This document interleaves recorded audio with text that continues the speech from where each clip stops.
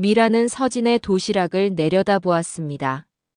꽤 그럴듯한 도시락이네요. 간호조무사 월급으로 이런 고급 도시락을 어떻게 준비했죠? 미라의 말에 뒤에 있던 사람들이 작게 웃었어요. 서진의 가슴이 조여들었습니다. 가족이 챙겨줬습니다. 그래요? 어떤 가족이 이렇게 호화로운 도시락을 매일 준비해줄 수 있죠? 미라의 목소리에는 의심이 가득했어요. 서진은 입술을 깨물었습니다. 갑자기 미라가 손에 들고 있던 커피 잔을 들어올렸어요. 정말 궁금해요. 미라의 날카로운 질문에 서진의 심장이 빠르게 뛰었어요. 그때 미라가 갑자기 커피 잔을 기울였습니다. 뜨거운 커피가 서진의 얼굴과 옷으로 쏟아졌어요. 어머, 미안해요. 손이 미끄러졌네. 서진은 로얄 버클리 의대 졸업장을 서랍 깊숙이 밀어 넣었습니다. 손가락이 졸업장 구석에 닿자 가슴 한편이 아려왔어요. 최우수 졸업생이라는 빨간 도장이 찍힌 부분을 마지막으로 쓸어본 후 서랍을 덜컥 닫았습니다. 정말 이렇게 해야 할까? 거울 속 자신을 바라보며 서진은 마음속으로 되물었어요. 갓 30을 넘긴 얼굴에는 로얄 버클리에서 보낸 10년의 세월이 깃들어 있었습니다. 의학 저널에 실린 논문들, 교수들의 찬사, 그리고 동료들의 부러움. 모든 것을 뒤로 한 채 고졸 간호조무사로 돌아가는 길. 서진은 깊게 숨을 들이쉬고 휴대폰을 집어들었어요. 화면에는 할아버지라는 이름이 떠 있었습니다. 할아버지, 전 결심했어요. 수화기 너머로 잠시 침묵이 흘렀습니다. 서진아, 정말 확실하니? 내 경력을 모두 버리는 거야. 할아버지 윤태호의 목소리에는 걱정이 묻어났어요. 서울 중심가에 위치한 대형 병원의 원장으로서 손녀가 자신의 병원의 고졸 간호조무사로 지원한다는 사실을 받아들이기 쉽지 않았을 테니까요. 네, 확실해요. 할아버지도 그동안 한국 의료계의 학벌주의와 권위주의가 얼마나 심각한지 말씀하셨잖아요. 서진의 마음속에는 미국에서 목격했던 장면들이 선명하게 떠올랐습니다. 환자 중심의 케어, 직급과 상관없이 모든 의견이 존중받는 회의실 풍경, 그리고 무엇보다 환자의 회복을 위해 하나된 의료진들의 모습. 미국에서는 간호사의 의견도 의사만큼 중요하게 여겨졌어요. 하지만 한국은 어떤가요? 한국대 출신이 아니면 아무리 좋은 의견도 묵살당하는 현실. 서진의 목소리가 떨렸습니다. 할아버지, 제가 직접 경험해봐야 해요. 제 이름도 학벌도 숨기고 가장 낮은 직급으로 들어가서 실제로 우리 병원이 어떻게 돌아가는지 보고 싶어요. 전화기 너머로 긴 한숨 소리가 들렸어요. 처음에는 반대했지만 내 진심이 느껴진다. 하지만 조건이 있어. 6개월. 그 기간 동안 아무도 내 정체를 알아서는 안 돼. 그리고 특별 대우는 없어. 서진의 입가에 미소가 번졌습니다. 고마워요, 할아버지. 약속할게요. 아무도 몰래 제 능력으로 인정받을 거예요. 다음 날 아침, 서진은 한국대병원 임상연구팀 앞에 서 있었습니다. 낡은 유니폼을 입고 머리는 단정하게 묶었어요. 가슴이 쿵쿵 뛰었습니다. 이곳에서 자신을 윤서진 고졸 간호조무사로 소개해야 한다는 사실이 현실감 없게 느껴졌어요. 깊게 숨을 쉬어 서진아. 스스로에게 용기를 불어넣으며 연구팀 사무실 문을 열었습니다. 실내는 생각보다 더 냉랭했어요. 아, 새로운 조무사님이시죠? 접수대에 앉아있던 여성이 서진을 위아래로 훑어보았습니다. 그 눈빛에 서진은 순간 마음이 움츠러들었어요. 네, 윤서진입니다. 오늘부터 근무하게 됐습니다. 최미라 교수님께서 기다리고 계세요. 저쪽 끝방으로 가보세요. 접수 여성의 목소리에는 어떤 감정도 묻어있지 않았습니다. 서진은 고개를 끄덕이고 조심스럽게 복도를 걸었어요. 벽에 걸린 사진들이 눈에 들어왔습니다. 모두 한국대 의대 출신 교수들과 연구원들의 얼굴이었어요. 여기서 나도 그들과 동등하게 인정받을 수 있을까? 마음속 의문을 안고 최미라 교수의 연구실 문을 두드렸습니다. 들어오세요. 차갑고 권위적인 목소리가 들려왔어요. 서진은 심호흡을 한 번 하고 문을 열었습니다. 안녕하세요. 새로운 윤서진입니다. 최미라는 고개도 들지 않은 채 서류를 보고 있었어요. 50대 중반으로 보이는 그녀의 얼굴에는 엄격함이 가득했습니다.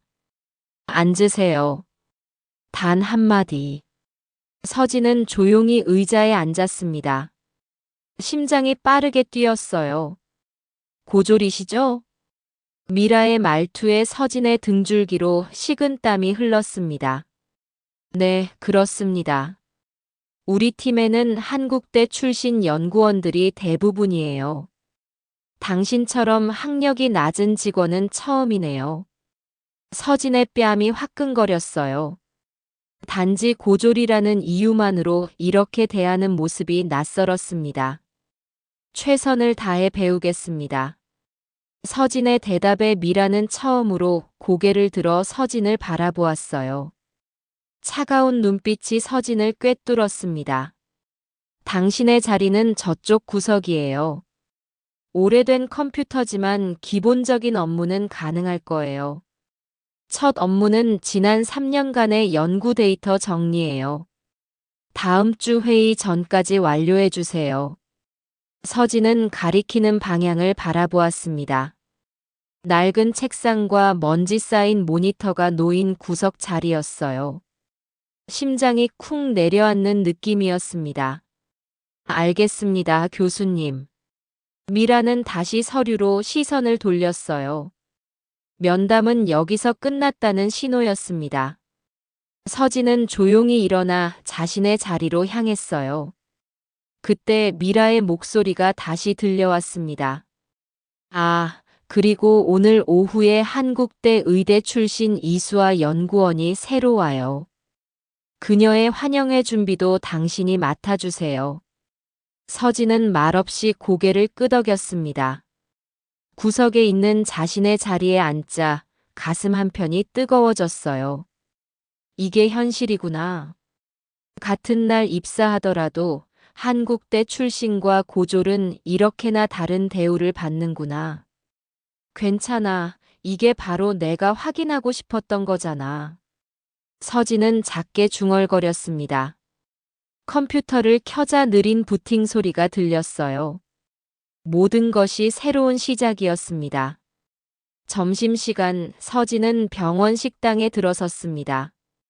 곧바로 눈에 들어온 것은 뚜렷하게 구분된 자리 배치였어요. 한쪽에는 하얀 가운을 입은 의사들이, 다른 쪽에는 간호사들이, 그리고 구석에는 기타 직원들이 모여 앉아 있었습니다. 보이지 않는 경계선이 있구나. 서진은 조용히 구석 테이블로 향했어요. 아무도 그녀에게 말을 걸지 않았습니다. 혼자 식사를 하며 서진은 주변을 관찰했어요.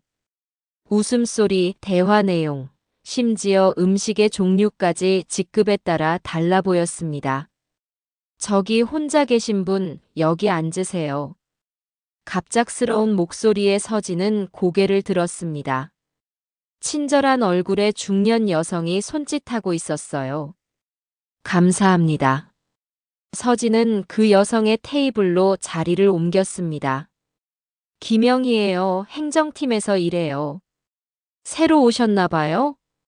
네, 오늘부터 임상연구팀에서 일하게 된 윤서진입니다. 영희는 따뜻한 미소를 지었어요. 최미라 교수님 밑에서 일하시겠네요. 쉽지 않을 거예요. 특히 고학력이 아니라면. 서진은 깜짝 놀랐습니다. 이 사람은 어떻게 알았을까요? 표정만 봐도 알아요. 미라 교수님은 학벌을 중요시하거든요. 한국대 출신이 아니면 인정해주지 않죠. 영희의 말에 서진은 작게 한숨을 내쉬었어요. 괜찮아요. 다들 처음엔 그래요.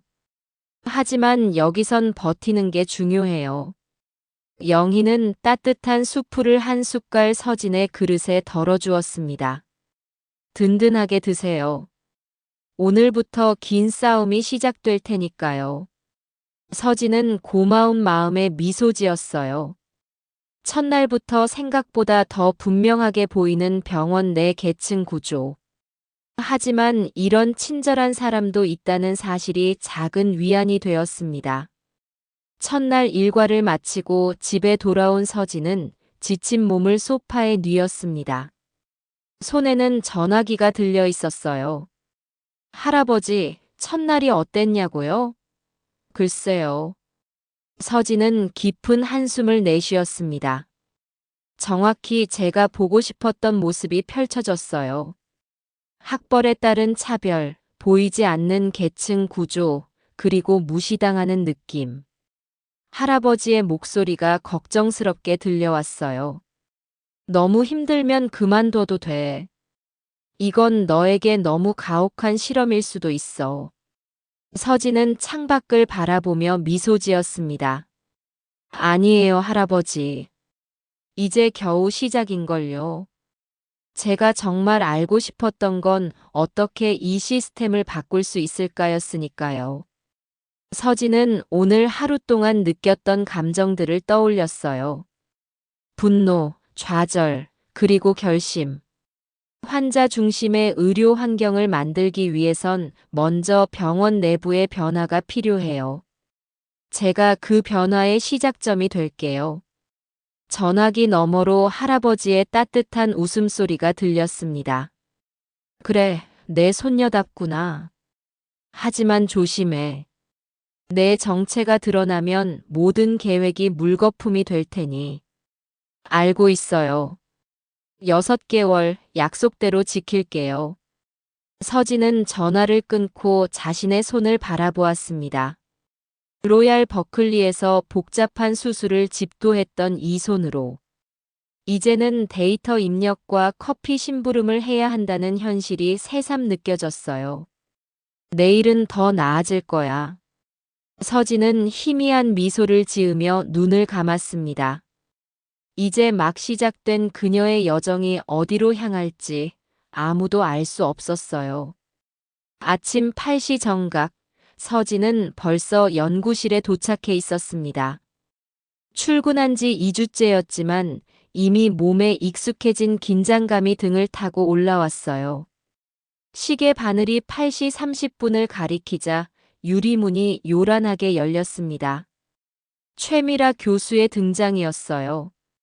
윤서진 씨, 어제 정리해 놓으라고 한 자료는 어디 있죠? 미라의 날카로운 목소리에 서진은 순간 어깨가 움찔했습니다. 하지만 이미 예상했던 질문이었기에 서진은 준비해둔 파일을 조용히 내밀었어요. 여기 있습니다, 교수님. 미라는 파일을 거칠게 낚아채더니 빠르게 훑어보았습니다. 그녀의 얼굴에는 실망감이 스쳐 지나갔어요. 아마도 트집 잡을 만한 실수를 찾지 못했기 때문일 겁니다. 글자 크기가 11포인트네요. 12포인트로 하라고 했잖아요. 주변의 다른 연구원들이 슬쩍 쳐다보기 시작했어요. 서진은 입술을 깨물었습니다. 분명 미라는 글자 크기에 대해 언급한 적이 없었어요. 죄송합니다. 바로 수정하겠습니다. 서진의 침착한 반응에 미라의 눈이 가늘어졌습니다. 마치 더 큰 반응을 기대했던 것처럼요.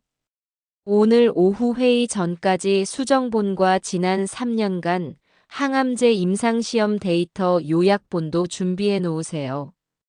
고졸 수준으로 할 수 있겠어요? 그 말에 사무실 한쪽에서 작은 웃음소리가 들렸습니다. 서진의 목덜미가 화끈거렸어요. 하지만 서진은 차분히 고개를 끄덕였습니다. 최선을 다하겠습니다. 미라가 자리를 떠나자 서진은 깊게 숨을 내쉬었어요. 이제는 일상이 되어버린 모욕이었습니다. 오전 중반 서진은 항암제 임상시험 데이터를 검토하고 있었어요.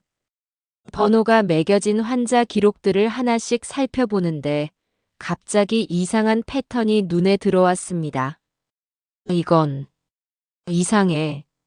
서진은 눈을 가늘게 뜨고 데이터를 다시 확인했어요. 환자 17번과 23번의 혈액 검사 결과가 너무 비슷했습니다. 그리고 이 두 환자의 치료 반응률도 기이하게 일치했어요. 로얄 버클리에서 연구를 진행할 때 배웠던 통계적 직관이 경고음을 울렸습니다. 이건 통계적으로 거의 불가능한 일이야. 서진은 나도 모르게 중얼거렸어요. 그때 등 뒤에서 목소리가 들렸습니다. 뭐가 불가능하다는 거예요? 깜짝 놀라 돌아보니 이수아가 서 있었어요. 한국대 출신 신입 연구원이었죠. 항상 미라 교수의 관심을 한몸에 받던 수아는 항상 서진을 무시했지만 지금은 호기심 어린 눈빛이었습니다. 아니에요.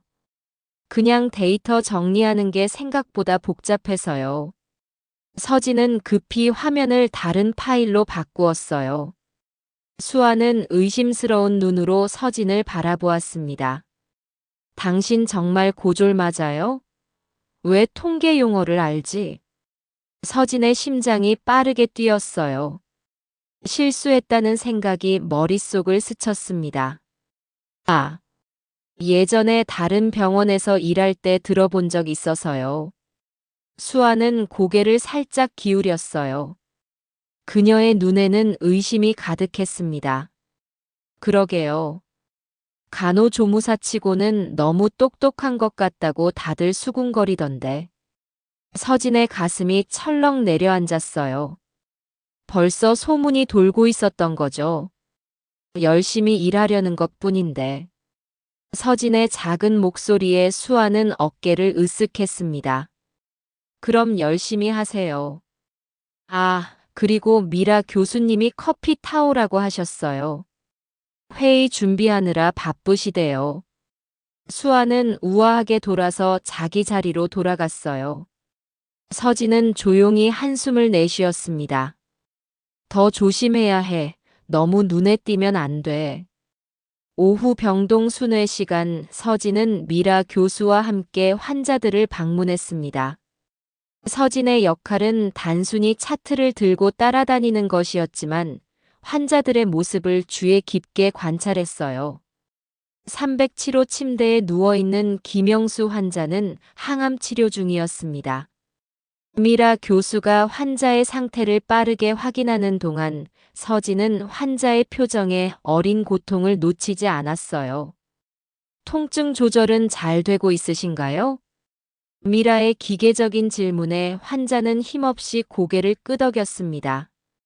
하지만 서진은 그가 약 복용 후 입술을 깨무는 습관을 발견했어요.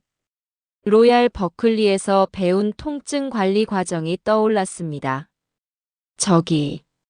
혹시 서진이 조심스럽게 입을 열자 미라가 차가운 시선을 보냈어요.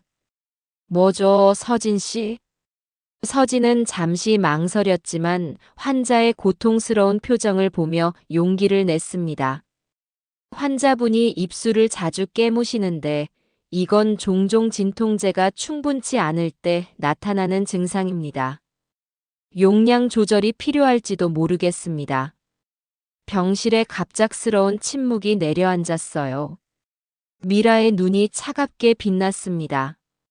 당신이 언제부터 의학적 견해를 제시하게 되었죠? 간호조무사분. 그 말에 서진의 뺨이 화끈거렸습니다. 환자도 다른 의료진들도 모두 서진을 쳐다보고 있었어요. 죄송합니다. 그냥 환자분이 불편해 보여서. 미라는 서진의 말을 자르며 환자에게 돌아섰습니다. 정확히 어디가 불편하신가요? 환자는 망설이다가 대답했어요. 사실, 약 먹고 나서도 통증이 빨리 사라지지 않아요. 하지만 선생님들이 바빠 보여서 말씀드리기 어려웠어요. 미라는 잠시 침묵했습니다. 그리고는 태블릿을 꺼내 무언가를 입력했어요. 진통제 용량을 조절하도록 하겠습니다. 왜 더 일찍 말씀해주지 않으셨어요? 병실을 나온 후 미라는 서진에게 날카롭게 말했습니다. 다시는 내 환자에게 당신의 의견을 말하지 마세요. 당신 업무는 차트 들고 따라다니는 것 뿐이에요. 서진은 고개를 숙였지만 마음속으로는 따뜻함이 번졌어요. 환자의 고통이 줄어들 것이란 생각에 보람을 느꼈습니다. 점심시간 서진은 오늘만큼은 식당이 아닌 옥상에서 혼자 점심을 먹기로 했어요. 할아버지가 아침에 특별히 준비해준 도시락이었습니다. 단풍잎 모양의 예쁜 도시락 통에는 정성스럽게 준비된 반찬들이 가득했어요. 오늘만큼은 조용히 먹고 싶어. 서진은 옥상 벤치에 앉아 도시락 뚜껑을 열었습니다. 가을 바람이 서진의 머리카락을 살짝 흔들었어요. 문득 로얄 버클리 캠퍼스에서 혼자 점심을 먹던 기억이 떠올랐습니다. 그때는 학업에 대한 부담이 컸지만 지금처럼 인격적 모욕은 없었죠. 여기서 뭐 하세요? 갑작스러운 목소리에 서진은 깜짝 놀랐어요. 미라가 서 있었습니다. 그녀 뒤로 몇몇 의사들과 수하가 보였어요. 점심 식사 중입니다. 서진이 조용히 대답했어요. 미라는 서진의 도시락을 내려다보았습니다. 꽤 그럴듯한 도시락이네요. 간호조무사 월급으로 이런 고급 도시락을 어떻게 준비했죠? 미라의 말에 뒤에 있던 사람들이 작게 웃었어요. 서진의 가슴이 조여들었습니다. 가족이 챙겨줬습니다. 그래요? 어떤 가족이 이렇게 호화로운 도시락을 매일 준비해 줄 수 있죠? 미라의 목소리에는 의심이 가득했어요. 서진은 입술을 깨물었습니다. 갑자기 미라가 손에 들고 있던 커피 잔을 들어올렸어요. 정말 궁금해요. 당신 정체가 뭐죠? 왜 고졸 간호조무사 행세를 하고 있는 거예요? 미라의 날카로운 질문에 서진의 심장이 빠르게 뛰었어요. 설마 정체가 탄로난 걸까? 그때 미라가 갑자기 커피 잔을 기울였습니다. 뜨거운 커피가 서진의 얼굴과 옷으로 쏟아졌어요. 어머, 미안해요. 손이 미끄러졌네. 미라의 목소리에는 조금의 미안함도 없었습니다. 서진은 화상을 입은 듯한 얼굴을 감싸 쥐었어요. 뜨거운 액체가 셔츠를 적시며 피부에 닿았습니다. 할아버지가 새벽에 일어나 정성껏 준비한 도시락마저 커피가 쏟아져 엉망이 되었어요. 괜찮아요. 서진은 떨리는 손으로 얼굴에 커피를 닦으며 말했습니다. 손가락이 떨렸어요. 미라와 그녀의 일행은 그대로 서서 서진을 내려다보고 있었습니다. 다음부터는 식당에서 다른 사람들처럼 식사하세요. 특별한 척하지 말고.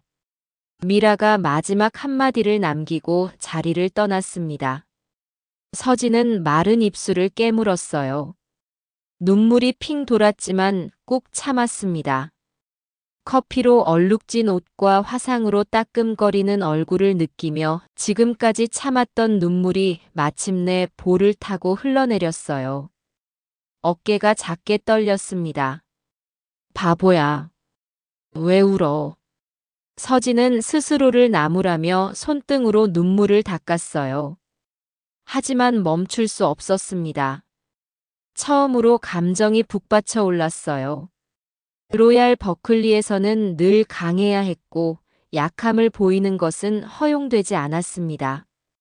한참 후 서진은 깊게 숨을 들이쉬고 눈물을 모두 닦아냈습니다.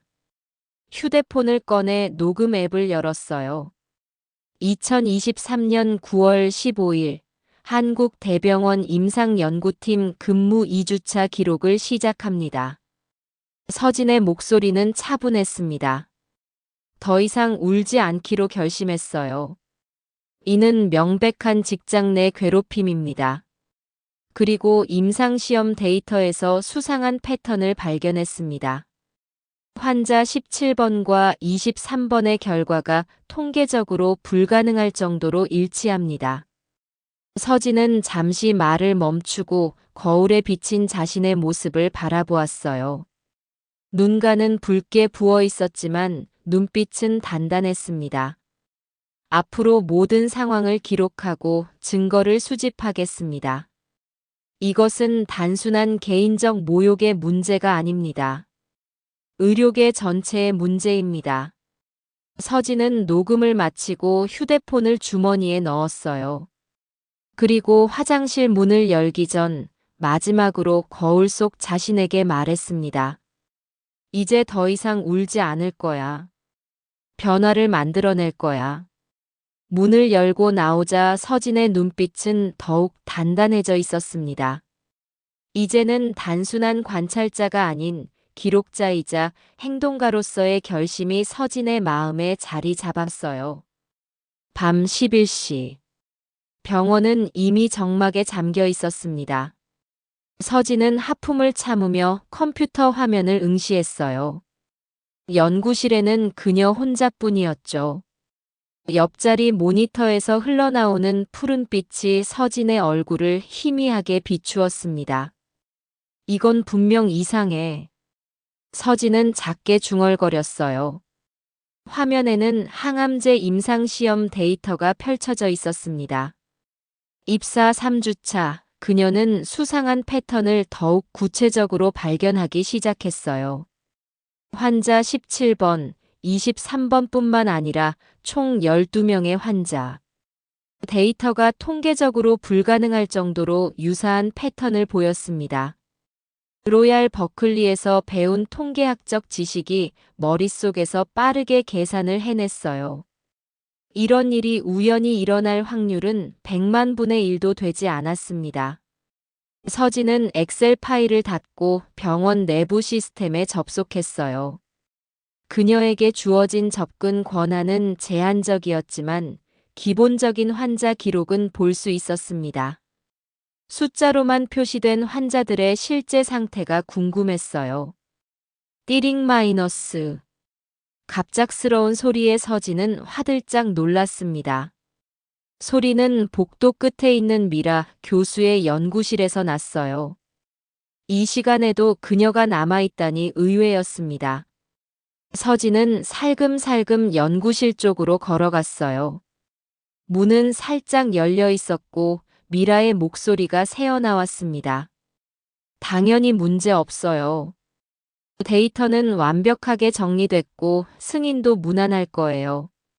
서진은 숨을 죽였어요. 미라는 전화 통화 중이었습니다. MK파마 측에서 걱정할 필요 없어요. 부작용 사례는 모두 제거했고 효과는 극대화시켰어요. 당신들이 약속한 지분은 언제 받을 수 있죠? 서진의 심장이 빠르게 뛰었어요. MK파마는 이 항암제를 개발한 제약회사였습니다. 그리고 미라는 부작용 사례를 제거했다고? 서진의 손이 떨렸어요. 다음 주 화요일? 좋아요. 그럼 그때 계약서도 가져오세요. 이번 임상시험이 성공하면 우리 모두 대박 나는 거예요. 미라의 웃음소리가 연구실에 울려 퍼졌습니다. 서진은 재빨리 자신의 자리로 돌아왔어요. 온몸이 얼어붙는 느낌이었습니다. 이건 단순한 데이터 오류가 아니었어요. 의도적인 조작이었습니다. 다음 날부터 서진은 본격적인 조사에 착수했어요. 가능한 한 많은 시간을 병원에서 보내기 위해 밤 근무와 초과 근무를 자원했습니다. 서진 씨, 또 야근이에요? 이번 주만 벌써 3번째인데. 행정팀 영희가 걱정스러운 눈빛으로 물었어요. 서진은 미소를 지으며 고개를 끄덕였습니다. 데이터 정리가 생각보다 복잡해서요. 그리고 병원 시스템에 더 익숙해지고 싶어요. 영희는 고개를 갸웃했지만 더 묻지 않았어요. 대신 따뜻한 커피 한 잔을 건네주었습니다. 무리하지 마세요. 여기서 오래 버티려면 체력 관리가 중요해요. 서진은 감사하게 커피를 받았어요. 이렇게 조금씩 병원 내에서 동맹이 생기고 있었습니다.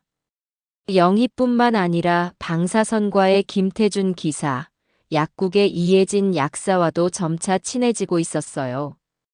모두 한국대 출신이 아니라는 이유로 미라 교수와 같은 사람들에게 무시당해온 사람들이었습니다. 혹시 최미라 교수님이 진행 중인 항암제 임상시험에 대해 들어본 적 있으세요? 서진이 조심스럽게 물었어요. 영희의 표정이 미묘하게 변했습니다. 왜 갑자기 그걸 물어요? 그냥 궁금해서요. 환자 차트를 정리하다 보니까 영희는 주변을 살피더니 목소리를 낮추었어요. 조심하세요. 그 임상시험에 대해 캐묻다가 해고된 간호사가 있었어요. 2년 전 일이죠. 서진의 가슴이 덜컥 내려앉았습니다. 영희의 경고는 그녀가 올바른 방향으로 가고 있다는 의미였어요. 다음 며칠 동안 서진은 2개의 노트북을 번갈아 가며 작업했습니다.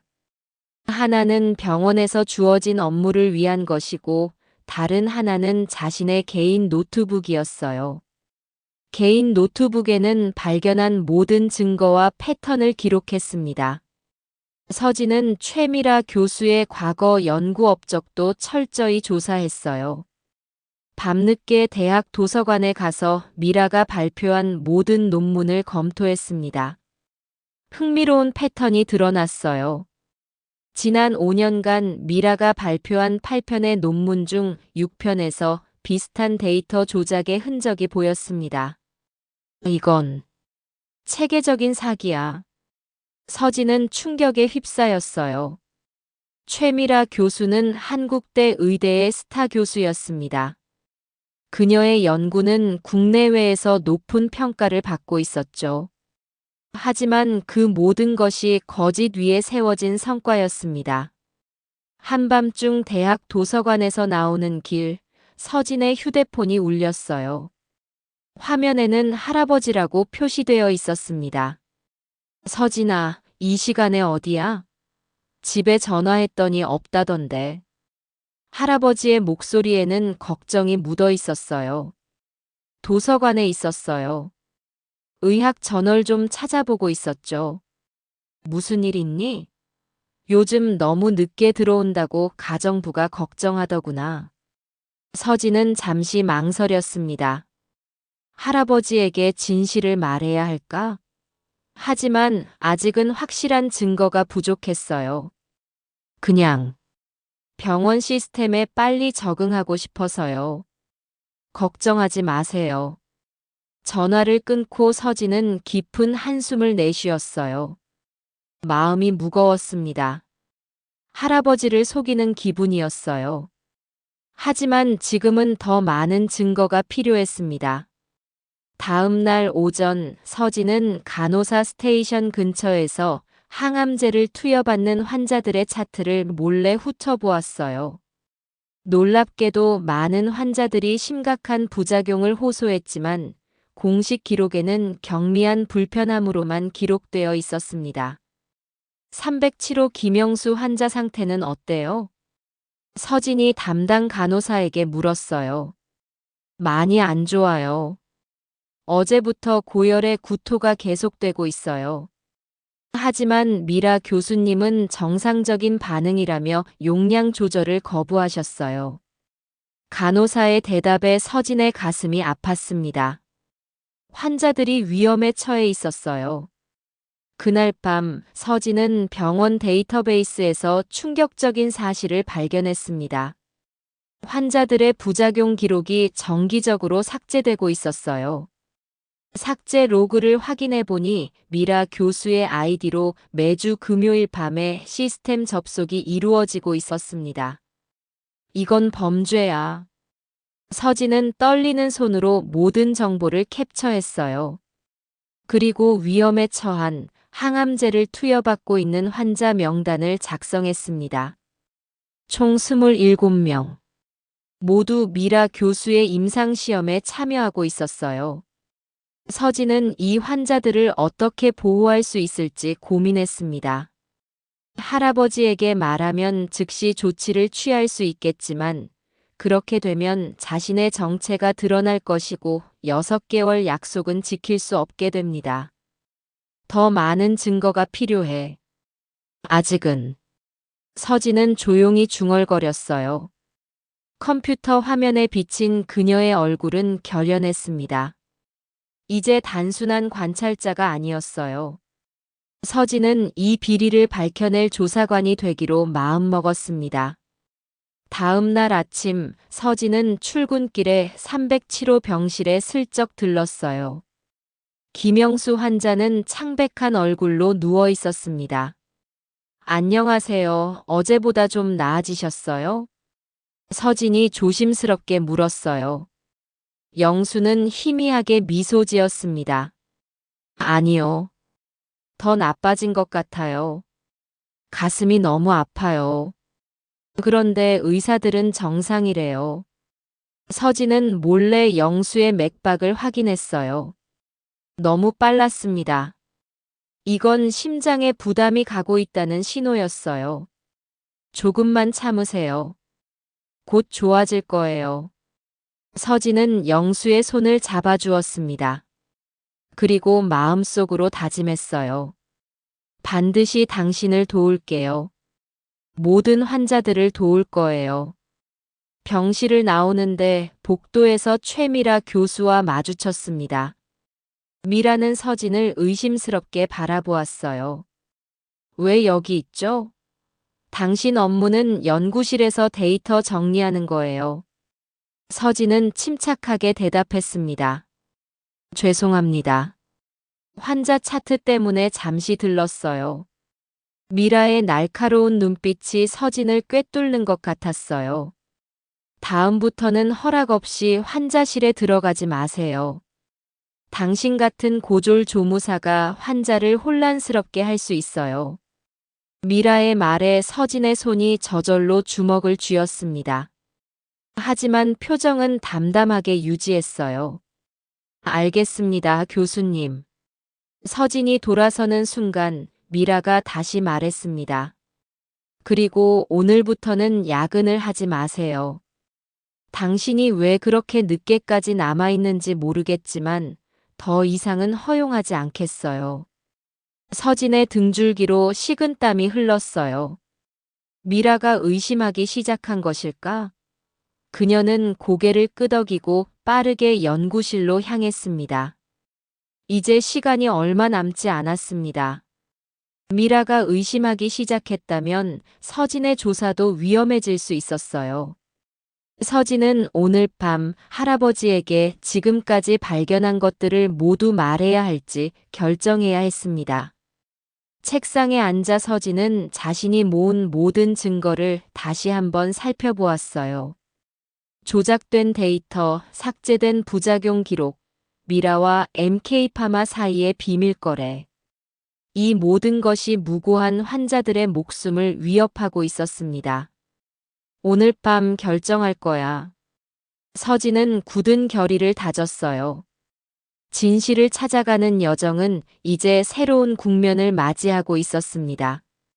병원 복도에 갑작스러운 비상벨 소리가 울려 퍼졌습니다. 서진은 심장이 쿵 내려앉는 느낌과 함께 고개를 들었어요. 달리는 의료진들 사이로 비상카트가 빠르게 지나갔습니다. 307호실. 김영수 환자 상태가 급격히 악화됐어요. 서진의 얼굴에서 핏기가 싹 가셨습니다. 영수는 그녀가 특별히 주시하고 있던 환자였어요. 임상시험 중인 항암제의 부작용을 가장 심하게 호소하던 환자였죠. 서진은 본능적으로 자리에서 일어나 달려갔습니다. 307호 앞에 도착하자 이미 여러 의사와 간호사들이 분주하게 움직이고 있었어요. 담당 의사 박준혁이 환자의 상태를 빠르게 체크하고 있었습니다. 간 수치가 급격히 상승했어요. AST 980, ALT 1200.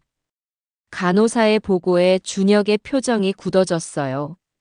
서진은 숫자를 듣자마자 심각성을 알아차렸습니다. 정상치의 거의 30배나 되는 수치였어요. 항암제 투여를 즉시 중단해야 합니다. 서진이 반사적으로 말했어요. 모든 시선이 그녀에게 집중됐습니다. 당신이 뭔데 의견을 내요? 준혁의 차가운 목소리에 서진은 순간 움찔했지만 곧 마음을 다잡았습니다. 이 환자는 지난 2주간 간 관련 부작용을 계속 호소했어요. 기록에는 없지만 실제로 구토와 복통이 심했습니다. 임상시험 약물 때문일 가능성이 높아요. 준혁은 서진을 무시하고 다른 의사에게 지시를 내렸어요. 중환자실로 옮기고 간 보호제 투여하세요. 그리고 최미라 교수님께 즉시 연락해 주세요. 서진은 가슴 한편이 답답했어요. 영수의 창백한 얼굴이 그녀의 마음을 무겁게 했습니다. 이건 예견된 일이었는데 아무도 듣지 않았어요. 2시간 후 대회의실에는 긴장감이 감돌았습니다. 임상연구팀 전체와 관련 의료진들이 모여 긴급 회의를 하고 있었어요. 최미라 교수가 회의실 앞에 당당하게 서 있었습니다. 김영수 환자의 상태 악화는 기저질환 때문입니다. 우리 임상시험 약물과는 관련이 없어요. 미라의 목소리에는 어떤 의심의 여지도 없었어요. 그녀는 준비해온 슬라이드를 보여주며 자신감 있게 설명했습니다. 환자는 이미 간경화 증상이 있었고 이번 일은 그것이 악화된 것뿐입니다. 우리 약물의 안전성은 이미 수많은 데이터로 증명됐어요. 서진은 손톱이 손바닥을 파고들 정도로 주먹을 꽉 쥐었어요. 거짓말이었습니다. 영수의 간 수치는 치료 전에는 정상이었어요. 그녀는 천천히 손을 들었습니다. 질문 있어요? 미라가 서진을 보며 물었어요. 눈빛에는 경고가 담겨 있었지만 서진은 물러서지 않았습니다. 환자의 치료 전간 수치는 정상이었습니다. 그리고 제가 확인한 바로는 이 약물을 투여받은 27명 중 12명이 비슷한 부작용을 호소했어요. 하지만 공식 기록에는 반영되지 않았습니다. 회의실이 순간 조용해졌어요. 모두의 시선이 서진에게 꽂혔습니다. 미라의 얼굴이 한순간에 붉게 변했어요. 무슨 말도 안 되는 소리를 하는 거죠? 당신은 고졸 간호조무사일 뿐이에요. 어떻게 그런 분석을 할 수 있다고 생각하죠?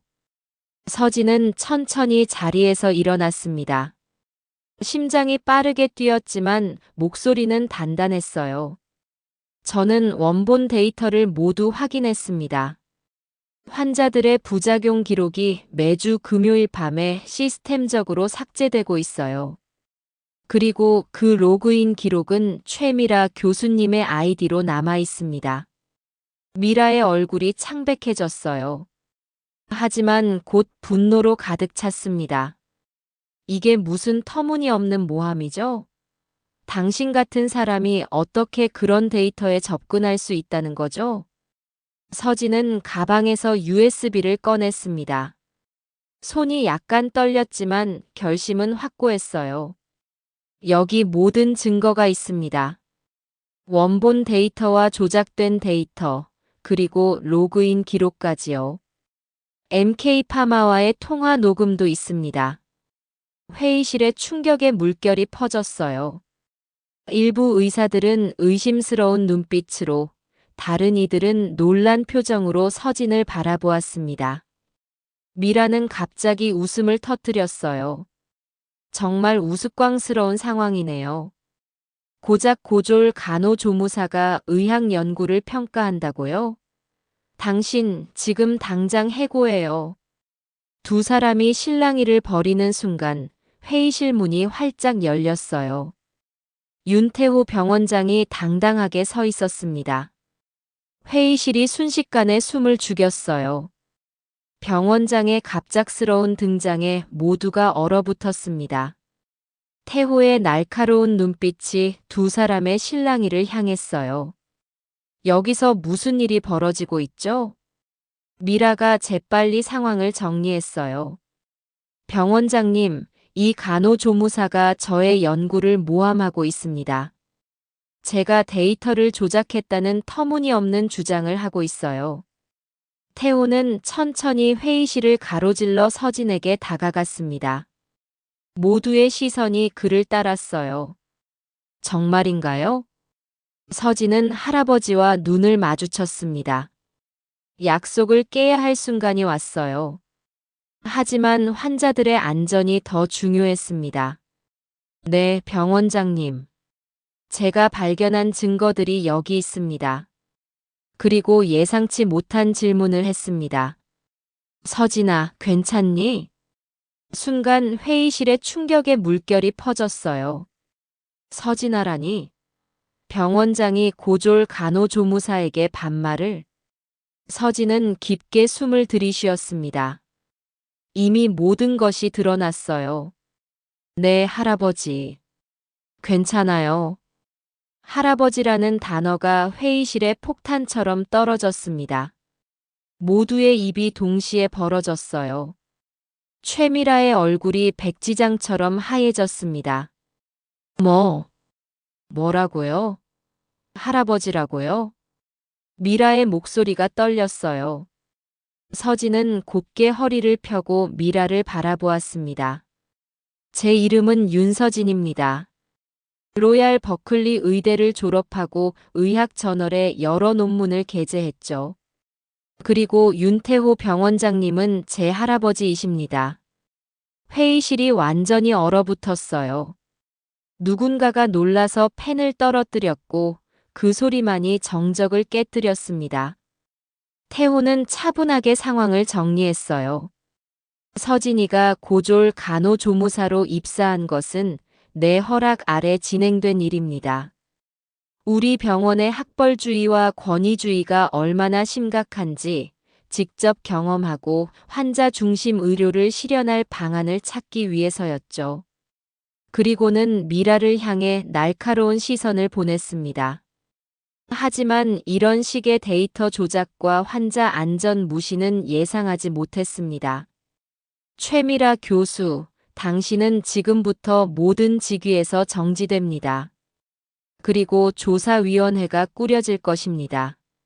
미라는 흔들리는 다리로 의자에 주저앉았어요. 그녀의 얼굴에는 공포와 충격이 교차했습니다. 이럴 수가. 저는 그저. 태호는 단호하게 말을 잘랐습니다.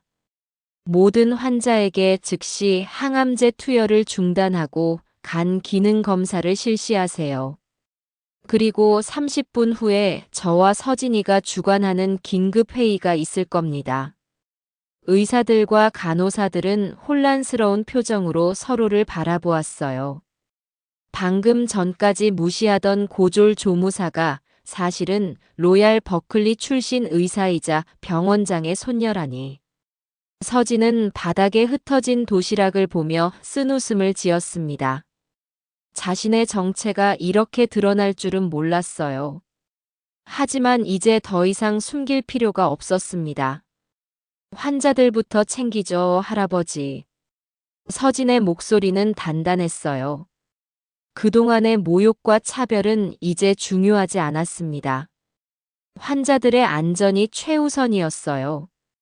서진과 태호가 회의실을 나서는 동안 복도에는 이미 소문이 번져나가고 있었습니다. 간호사들과 의사들이 놀란 표정으로 서진을 바라보았어요. 정말 로얄 버클리 출신이었다고? 병원장님 손녀라니. 그동안 얼마나 무시했는데. 서진의 귀에 수군거림이 들렸지만 그녀는 흔들리지 않았어요. 이제야 비로소 진짜 일을 시작할 수 있었습니다. 환자 중심의 의료, 학벌이 아닌 능력으로 인정받는 병원 문화를 만들기 위한 첫걸음이었어요. 태호가 서진의 어깨를 토닥였습니다. 자랑스럽구나, 서진아. 내가 진정한 의사란 무엇인지 보여줬어. 서진은 따뜻하게 미소 지었습니다. 이제 새로운 시작이었어요. 그동안의 고통은 더 나은 미래를 위한 밑거름이 될 것입니다. 대회의실은 이전과는 완전히 다른 분위기로 가득 찼습니다. 윤태호 병원장이 주재하는 긴급 의료진 회의가 시작되었어요. 서진은 더 이상 구석자리가 아닌 할아버지 옆에 당당하게 앉아 있었습니다. 모든 시선이 그녀에게 쏠렸지만 이제는 무시와 경멸이 아닌 호기심과 놀라움이 가득한 눈빛이었어요. 태호가 목소리를 가다듬었습니다. 오늘 이 자리에서 몇 가지 중요한 사실을 공유하겠습니다. 먼저 윤서진 씨의 진짜 신원에 대해 말씀드리죠. 태호는 프로젝터를 켰어요.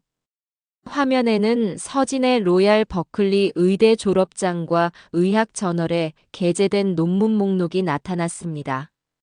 윤서진 박사는 로얄 버클리 의대를 최우수 성적으로 졸업하고 여러 권위 있는 의학 저널에 논문을 게재한 뛰어난 의학자입니다.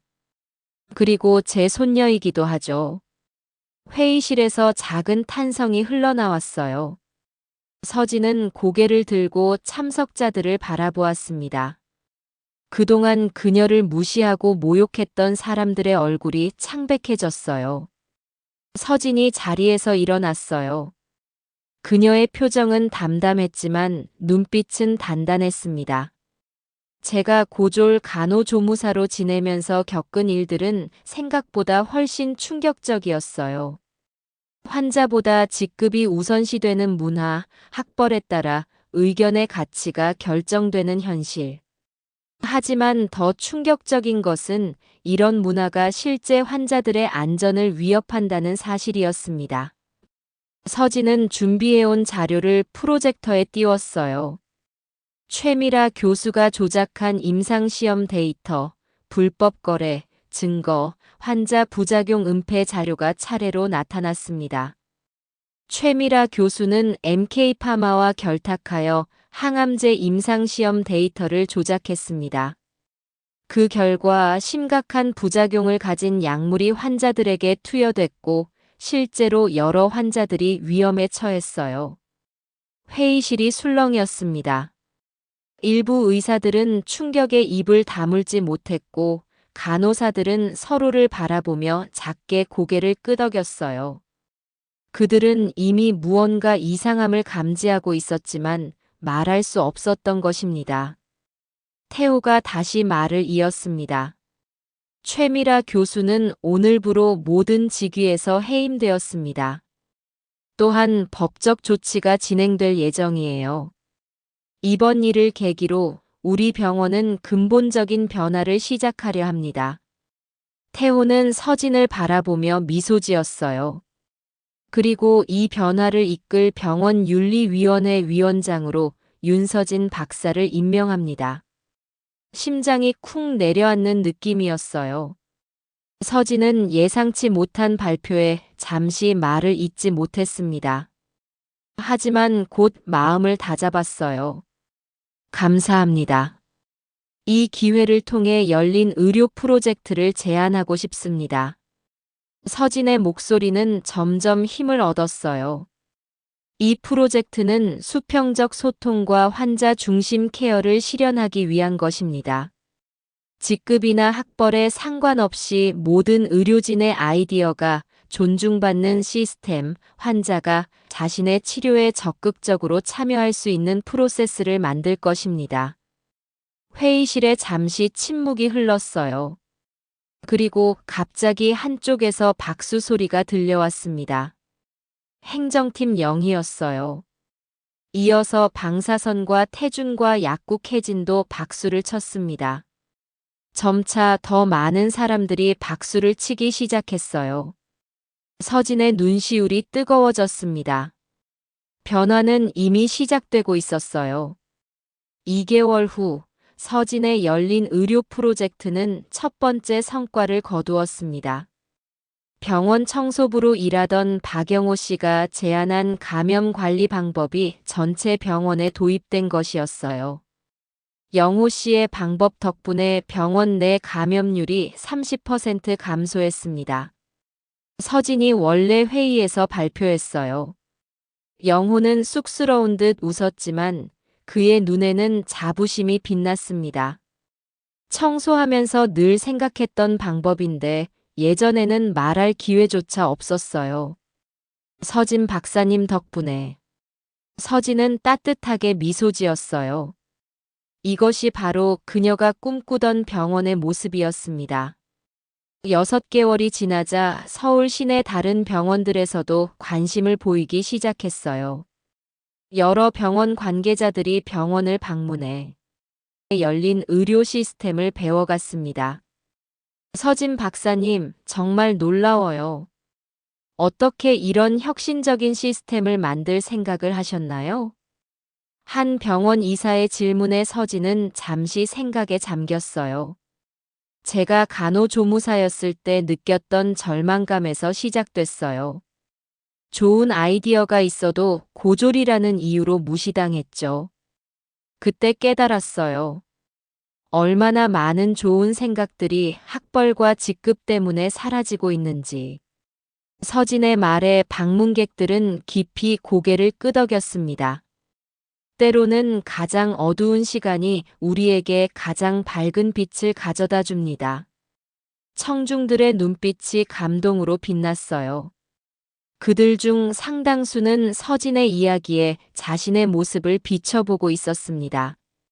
앞으로도 계속해서 환자 중심의 의료, 모든 구성원의 목소리가 존중받는 병원 문화를 만들어 가겠습니다. 학벌이 아닌 능력으로, 직급이 아닌 헌신으로 평가받는 의료계를 함께 만들어 갑시다. 뜨거운 박수갈채가 연회장을 가득 채웠어요.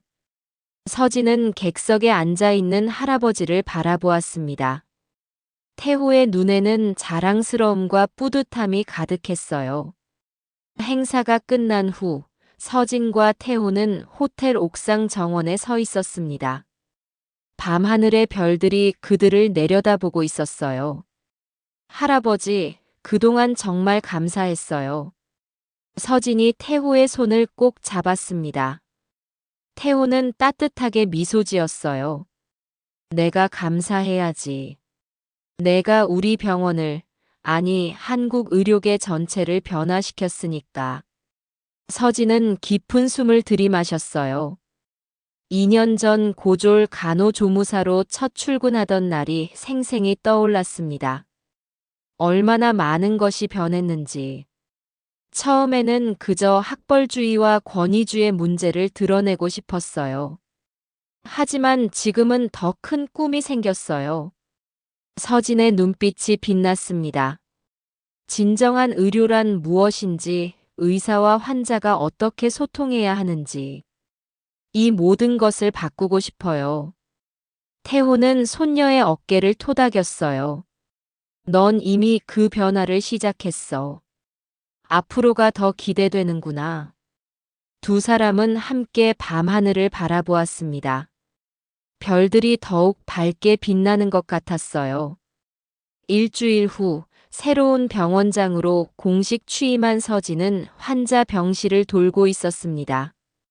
흰 가운을 입은 그녀의 모습은 2년 전 낡은 유니폼을 입었을 때와는 사뭇 달랐지만 환자를 바라보는 따뜻한 눈빛은 변함없었어요. 307호 병실에 들어서자 익숙한 얼굴이 보였습니다. 김영수 환자였어요. 그는 이제 완전히 회복되어 퇴원을 앞두고 있었습니다. 병원장님, 안녕하세요. 영수가 환하게 웃었어요.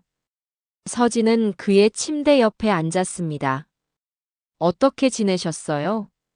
불편한 점은 없으셨죠? 전혀요. 오히려 너무 좋아서 퇴원하기 아쉬울 정도예요. 간호사들도 의사들도 모두 제 말에 귀 기울여 주시고, 이런 병원은 처음이에요. 서진은 따뜻하게 미소 지었어요. 그녀의 마음이 뿌듯함으로 가득 찼습니다. 그게 바로 저희가 추구하는 모습이에요. 환자가 중심이 되는 병원. 복도에서는 여러 의료진들이 서진을 존경의 눈빛으로 바라보고 있었어요. 그 중에는 예전에 서진을 무시했던 사람들도 있었지만 이제 그들의 태도는 완전히 달라져 있었습니다. 서진은 영수의 손을 꼭 잡았어요. 이것이 바로 그녀가 꿈꾸던 의료의 모습이었습니다. 영수 씨, 앞으로도 건강하세요. 그리고 언제든 도움이 필요하면 저희를 찾아주세요. 서진의 진심 어린 말에 영수의 눈가가 촉촉해졌어요. 그는 고개를 끄덕였습니다. 병실을 나서며 서진은 창밖으로 보이는 맑은 하늘을 바라보았어요. 변화의 물결은 이제 막 시작되었습니다. 그리고 그 중심에 윤서진이 있었습니다. 고졸 간호조무사에서 병원장이 되기까지 그녀의 여정은 많은 사람들에게 희망과 용기를 주고 있었어요. 이것이 바로 진정한 변화의 힘이었습니다. 지금까지 오늘의 이야기. 고졸 주제에 어디서 이런 고급 도시락을 먹어? 라고 무시했던 고졸 그녀의 정체는 사실 이었습니다. 오늘의 이야기에서 마음에 남거나 와닿는 부분이 있으시다면 댓글로 함께 소통해 보시면 좋겠습니다. 선생님들의 따뜻한 관심과 구독, 댓글, 좋아요는 많은 힘이 될 것 같습니다. 새로운 이야기를 빠르게 전달받고 싶으시다면 알림 설정을 해두시면 좋습니다. 항상 행복하시고 따뜻한 하루를 보내시기 바랍니다. 감사합니다.